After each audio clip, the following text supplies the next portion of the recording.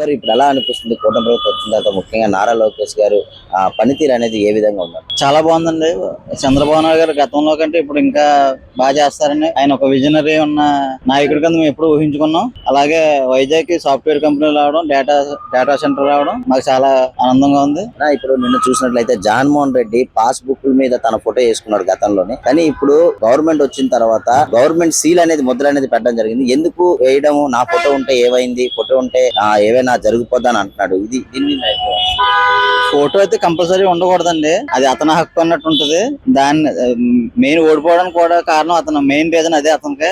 Total అయితే ఎలా అనిపిస్తుంది కూటమి ప్రభుత్వం వచ్చిన తర్వాత ఒక అభివృద్ధి కార్యక్రమాలు కానీ సంక్షేమ పథకాలు కానీ ఎలా ఉంది? కూటమి ప్రభుత్వం చాలా బాగుందండి. నాయకత్వంలో చాలా బాగుంది.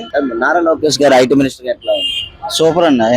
ఆయన గురించి చూడవసరం లేదు. చాలా తండ్రి దగ్గర తనయుడు ఎక్కి 2 years అవుతుంది కాబట్టి మళ్ళీ వస్తే ఛాన్స్ వస్తే ఇంకా బాగుంటది, అభివృద్ధి చెందుద్దని మనస్ఫూర్తిగా కోరుకుంటున్నాను.